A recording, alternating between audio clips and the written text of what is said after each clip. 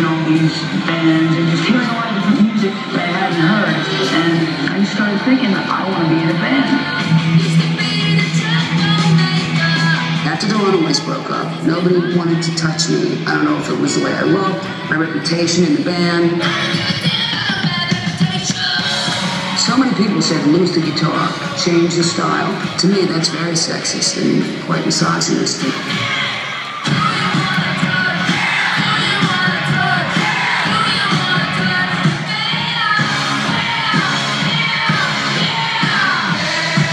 We sent labels, I Love Rock and Roll, Bad Reputation, Crimson and Clover, and Do You Want to Touch Me? And we got 23 rejection letters.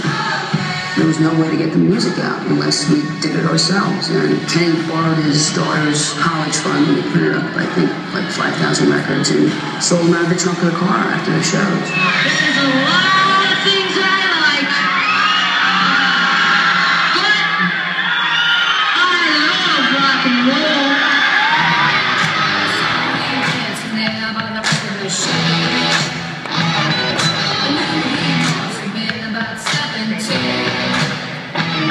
The kids, they bombarded every station in the country, you know, saying we want to hear that, and they brought I Love Rock and Roll to #1 around the world.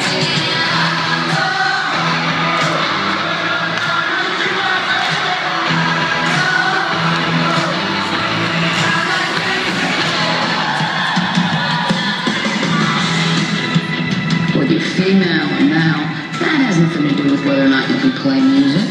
I mean, girls play cello and violins in symphony orchestras, so why can't a girl play a guitar?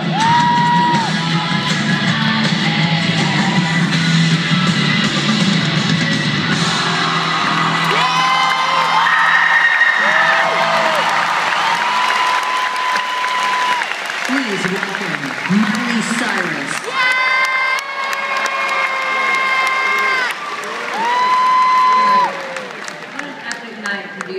Thank you guys so much.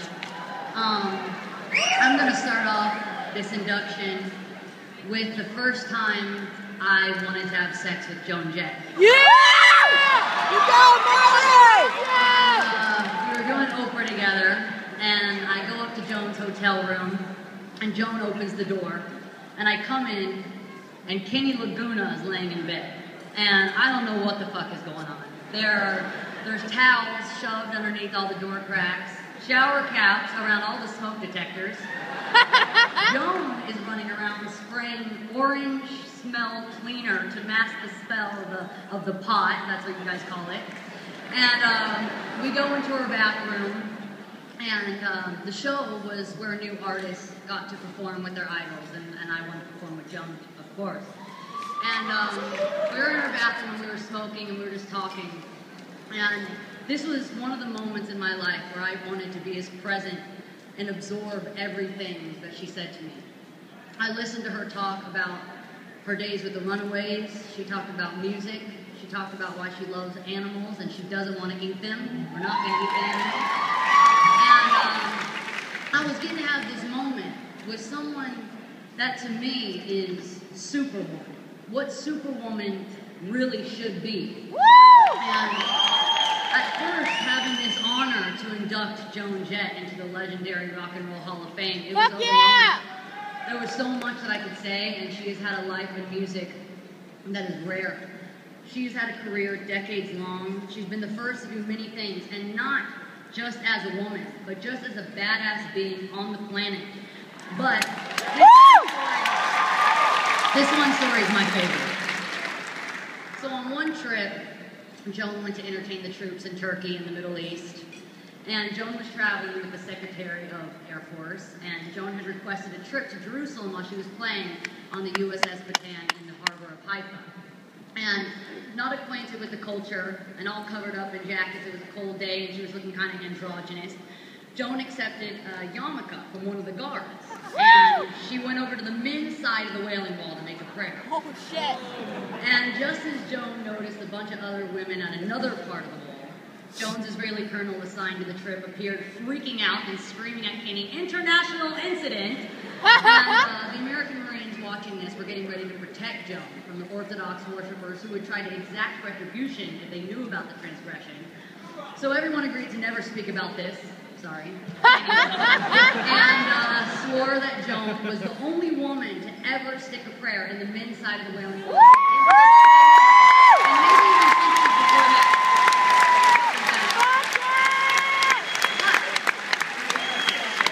She was also the first major female artist to start her own record label. And that's only because all the other labels said that there wasn't a market for that kind of music.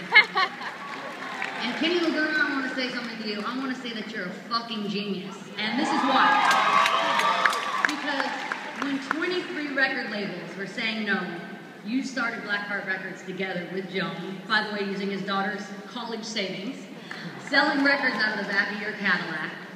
And it takes someone like you that believes in the music, but more than that, believes in us as people and as human beings. Hell yeah. And you two are an unconventional and unconditional kind of love. And what you guys have is what all of us should look for in the people that we spend our lives and our valuable time here on the earth with. People in this room are probably married to people they love less than you guys love each other. And I'm honored to be part of your life. I'm also honored to induct the Blackhearts tonight, Lee Crystal.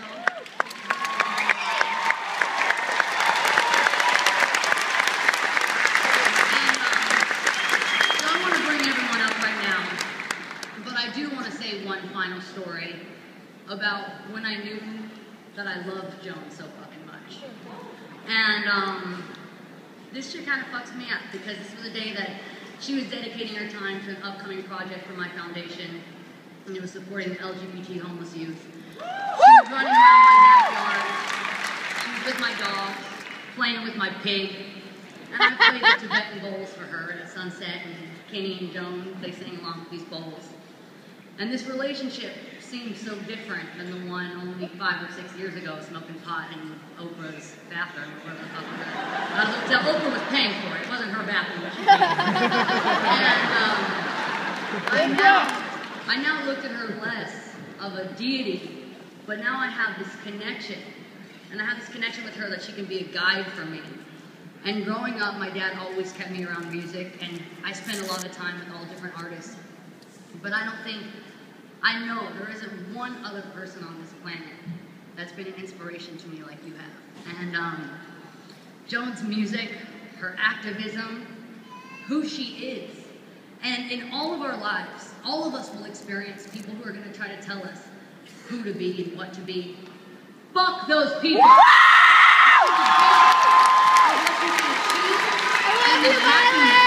Which is more important that you can have. Instead of changing for other people, if you don't like how the world is, change it yourself. She made the world evolve. Her life and her success is proof that we can't stop evolving.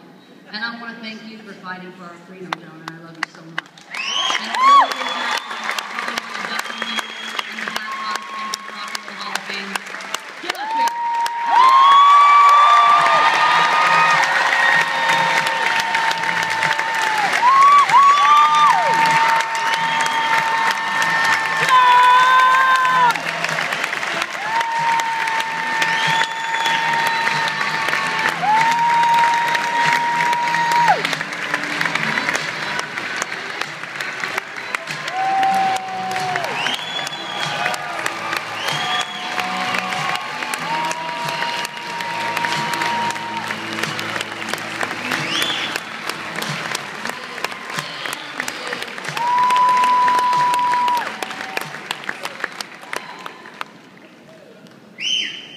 Thank you, Rock and Roll Hall of Fame. Don't you just love rock and roll? Yeah. Well, my beloved late husband, Lee Crystal, sure did.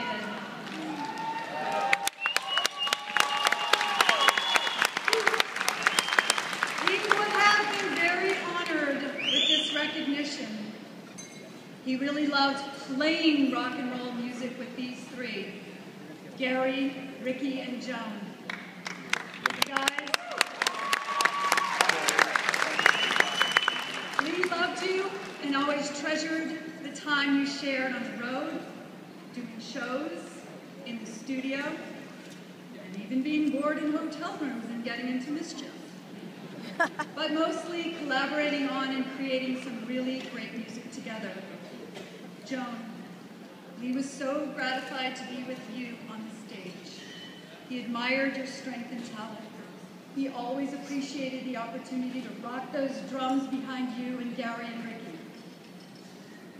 Lee's love for this music started back as a kid in Brooklyn when his cool big brother Jay brought it into their home due to his own musical talents. Thanks, Jay and Janice, for all of your support.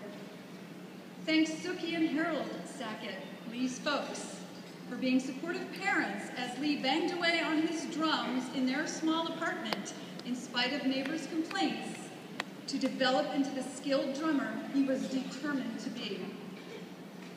Lee found his way into the band Joan Jett and the Blackhearts via the late 1970s New York music scene. Woo! Max's in Kansas City and CBGB's.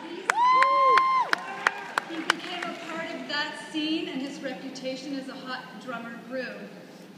He joined the Blackhearts and began what was to be the amazing, exciting ride to the pinnacle of his music career.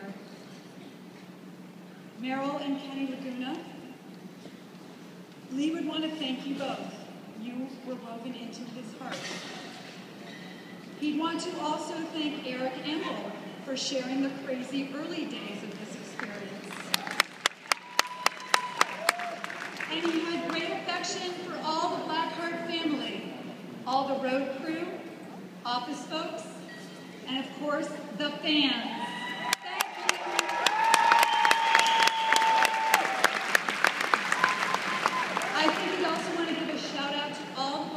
Over the years, especially Tommy Price, for keeping the beat going on. All of this was hugely important to Lee, but as life laid out different chapters for him, one came along that topped all of this. Being a father to our sons, Sean and Cameron. Guys, Dad loved you so much, and I'm so proud of you. You know how thrilled he is to have you here tonight, taking it all in for him.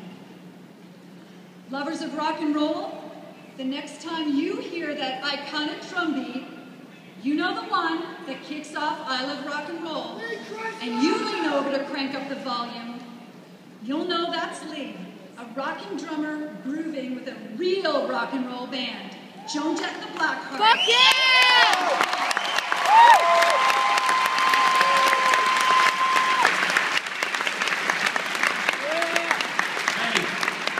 When I was 13 years old, I had a poster of my idol, Joan Jett, on my bedroom wall. I bet I'm not the only one in here who did. As a huge fan of the Runaways, I was fortunate to see several shows from Riverside to Orange County, the Whiskey A Go-Go on Sunset Strip in Hollywood.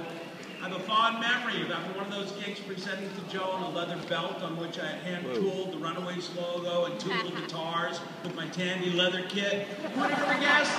Just 2 years later, I would show up to answer that infamous ad in the LA Weekly. Joan Jett is looking for 3 good men. Well, although I was a good boy, I lied. I said I was 18. Can you believe it? I got the gig. I wonder sometimes leather belt had anything to do with Joan's decision. More likely it was probably the fact that I nailed every single Runaway song we played at that audition. I jammed along with my bass to the records for hours on end, staring at that poster, dreaming of someday being in an amazing rock and roll band like the Runaways. I think our first gig was at the Whiskey. We played there every night for a month straight. Then it was off to Europe, rehearsing in the Who's Rampart Studios with Joan and Kenny and Eric Gamble, Danny O'Brien, staying in a London flat on King's Road across from the Chelsea drugstore. I had no idea how cool and how fortunate I was, living the rock and roll dream. The rest of the story, they say, is history. Joan, I'd like to thank you for giving that boy a chance to live his dream and make history with you. Kenny, thank you for all you've done for Joan over the years, helping to keep the music consistent and real. And Lee, my brother, I wish you were here. You showed me all the cool clubs to go to, where to get the best clothes in New York City. Tommy and Dougie, you guys deserve to be up here too. You are the Blackhearts. I also like to give a big shout to my peeps at SEC. We've had some good times over the years too. In closing, I'd like to thank my beautiful wife Jennifer, 22 years. I wouldn't be here, my dear, without you.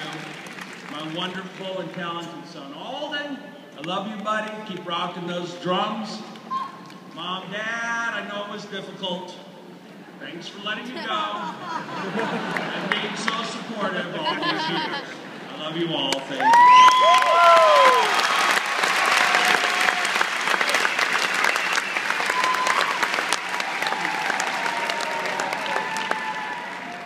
Hello, baby. I've been waiting for you. Let me clarify one thing, Miley. We all wanted to fuck Joan.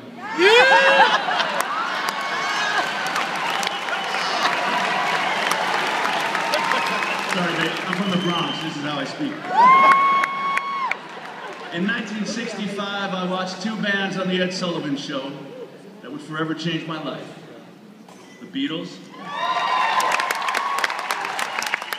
and the Rolling Stones. Even at the tender age of 9 years old, I absolutely got it. One, they looked like I felt. Two, the girls were screaming. And three, and most importantly, Ed looked completely confused and horrified. The next day, I asked my mom for a guitar. About a week later, she brought me home my first acoustic. That guitar now resides in the Rock and Roll Hall of Fame.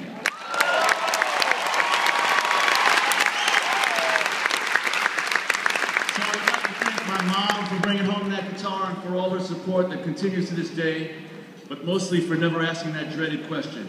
Hey kid, when are you gonna go out and get yourself a real job? Next, I want to thank Carol K. Bird, the publicist, not the bass player. We met in 1977. She has had my back ever since. She has always put me first and had to put up with the usual nonsense one puts up when married to a musician. Carol actually introduced me to Joan and, quite frankly, to most of the people I would wind up playing with. So it's safe to say that without her help, I would probably be working the men's cologne counter at Macy's right about now. You have my love and gratitude. A big thank you to our 13-year-old daughter, Frankie, who was truly not impressed by any of this. She did ask if this meant she could now meet Iggy Azalea, for which I replied, baby, in my world, there is only one Iggy you want to meet. Yeah!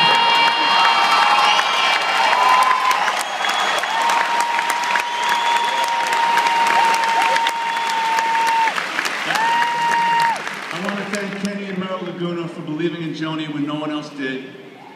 No doubt the reason why we are standing here tonight. A thank you to all the other Blackhearts, from Eric Gamble to Tommy Price, who, by the way, should also be going into the hall tonight. A huge thank you and congratulations to my old pal, Joan Jett. We traveled the world together. Breathe, baby, breathe. We traveled the world together and kicked some serious ass.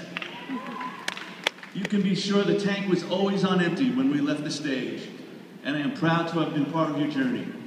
You are a true rock and roll icon, and no one deserves this honor more than you do.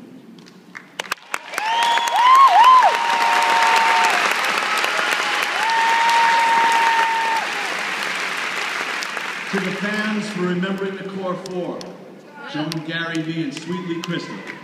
We wish you were here with us tonight, my brother. Thank you all for this wonderful honor, and I am truly humbled. Let me end this with the eloquent words of Mr. Chuck Berry.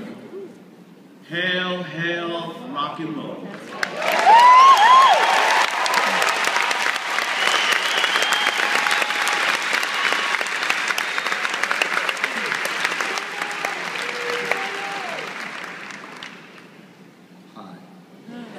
First, want to thank the amazing Steve Van Zandt for being our friend and actor.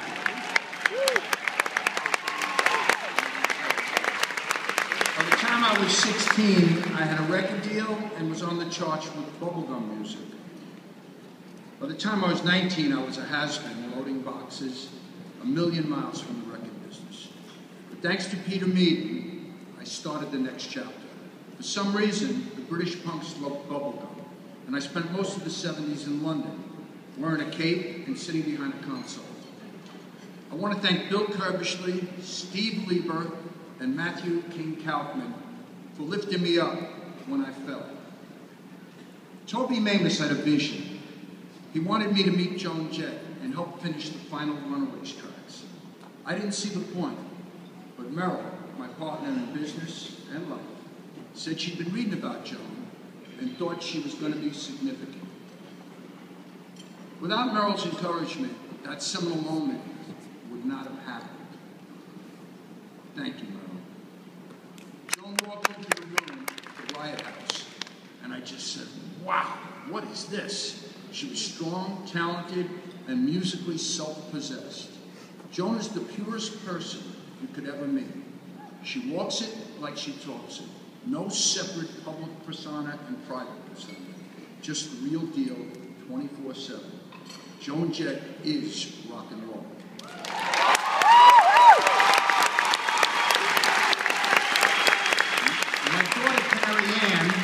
My daughter Carrie Ann joined the family business 12 years ago. She's taken our company into a new era of prosperity and relevancy that continues to grow. Thank you, Carrie. It's hard. I'm off the script, but the girls don't get the credit they need in our business. I want to shout out to my roots: Anderson Poncia, Artie Ripp, Morris Levy, Pete Townsend, Roger Daltrey, Eddie O, Howie, Sandy, and Marty from Jane the Americans, Neil and Joyce Bogart, Tommy James, everyone Blackheart, past and present. I want to emphasize that Joan is the true rock star here. And I believe that at 16 she was on a path to the Hall of Fame before I ever met her. I'm just glad I can stand with my best friend and collaborator after all these years and celebrate this achievement. Thank you to the Hall of Fame for this honor. It means a lot. Thank you.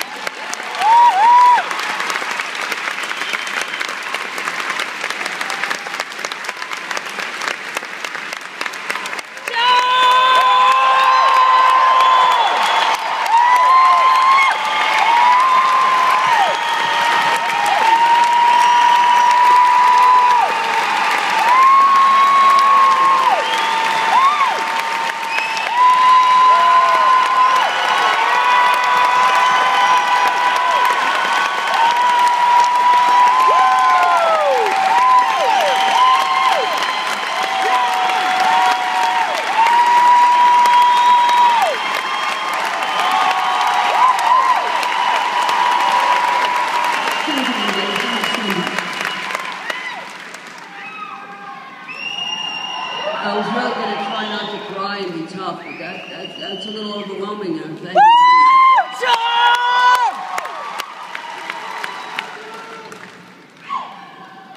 Miley, thanks so much for your words and taking the time to come here for me. You have such a beautiful soul. And it's been really wonderful getting to know you over these past few years. It's important to see another strong woman who does things her way. And I think she does.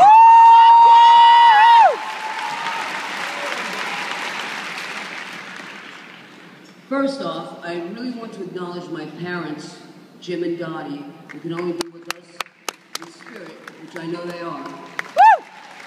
Hey, Mom and Dad, did you ever think that Christmas guitar would lead to this? But I miss them and love them so much. And my brother and sister, Jim and Ann, I love you. I come from a place where rock and roll means something. It means more than music, more than fashion, more than a good pose. It's the language of a subculture that has been made eternal teenagers of all who follow it. It's a subculture of integrity, rebellion, frustration, alienation, and the glue that sets several generations free of unnatural societal and self-suppression.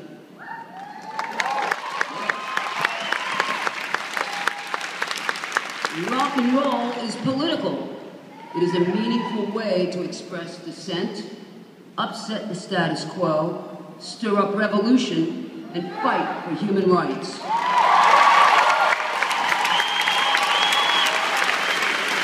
You think I'm making it sound more important and more serious than it is? It's only rock and roll, right? Rock and roll is an idea and an ideal.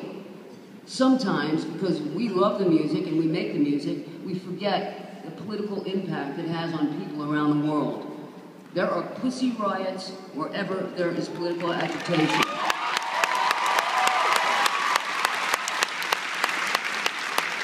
We've become so conditioned to measuring our music's impact in dollar signs only that we can forget what it's really about. The music! Yeah! Emotion, expression, giving a voice to those who aren't satisfied fitting into whatever box they were given. Rock and roll ethic is my entire life, and I'm thankful to all the people along the way that let me be me. When I was 16, I met Kim Fowley and Sandy West. I took 4 buses to get to Sandy's house so we could jam in her rec room. And we called Kim on the phone and played him some songs, and the Runaways were formed that day, August 5th, 1975. We lost Sandy a few years ago, and Kim just a few months ago in January. And if Kim were still with us, he'd be here, sitting at my table, and probably taking bows on this occasion, rightfully so. Thank you, Kim.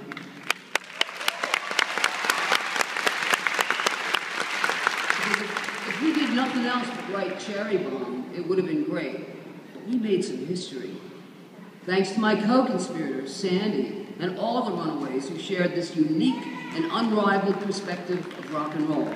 Mickey, Cherie, Lita, Jackie, Vicky, Laurie, and Peggy. And our dedicated and hard working road crew.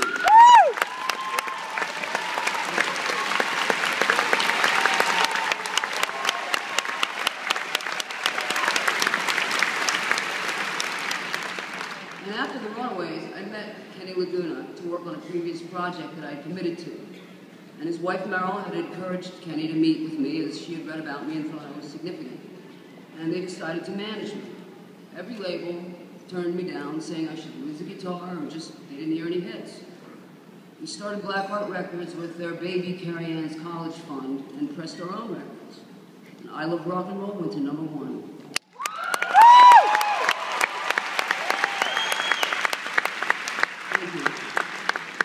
And Blackheart is now 35 years old, and it's a growing entertainment company headed by the same Caryn, whose college fund was its seed money.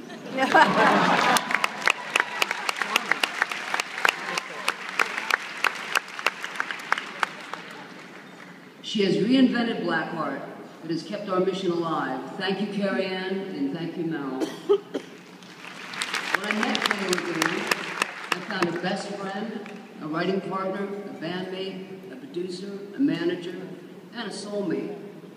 In a business not known for loyalty, we've been together for over 3 decades. We share music, we share business, we share credit. I've been so lucky to have his friendship, and I want to acknowledge his amazing contribution to my career. Thank you, Kenny.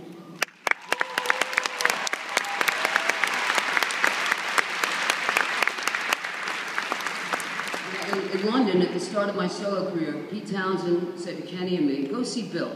You don't have to pay us now." Bill Kerbishley and The Who let us record at their Ramport studios. It was all magic, the work, the scene, the creativity.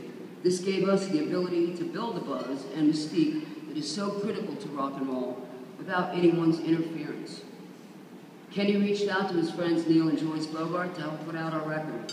And despite the rejections from pretty much every label at the time, there were some incredible early believers that helped get us started, like Howard Bloom, Toby Mamus, Steve Leeds, Steve Lieber, Eddie O'Loughlin, Tom Cuddy, Tony Martell, Ian Copeland and his agency, FBI, who were revolutionary.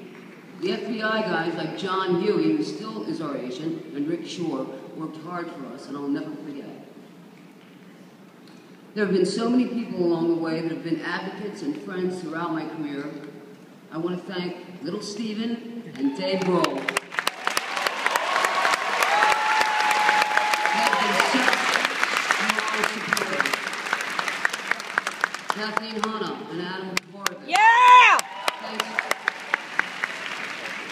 Thanks to Lemmy and Motorhead. The Foo Fighters. Yeah! Dave, Matt, and Chris. That same Iggy Pop.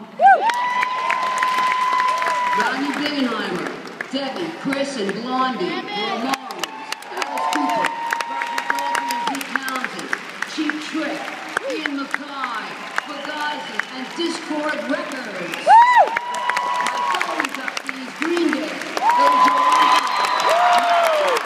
and Trick Cool.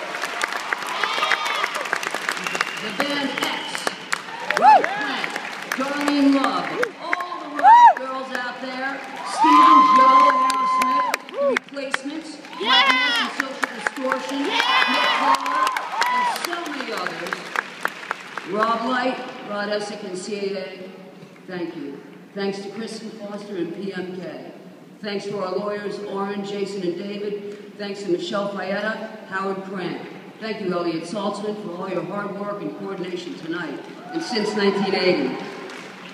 Julie Rader, Carol Kamen, Cookie, Elise Indry, Paul O'Neill, Mike Winter, Steve Hobble, Mike Bridey, Mark Bridey, Mark Dodson, Carol Kay, on all past and certainly our present team at Blackheart Records, Max, Gabe, Hubert, Caroline, Curtis, Davey, and Cynthia. Thanks to all the Blackhearts throughout the years, especially the great Tommy Price, who for 32 years has been the heartbeat, the pulse, the roaring propulsion of this band. Tommy should have been inducted with us tonight, and I want to recognize him in front of you all now. Woo! Once again, Tommy.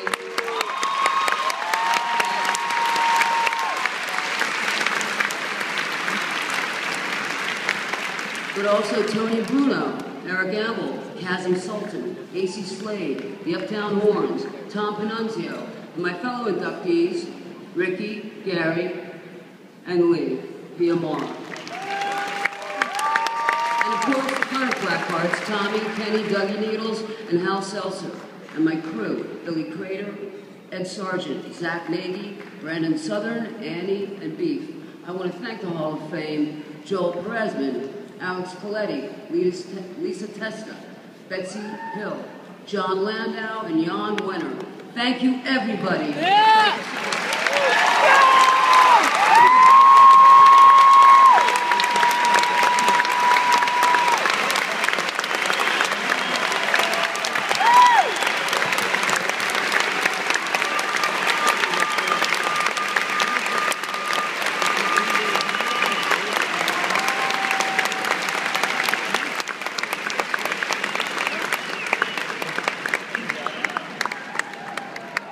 Oh, I need a drink.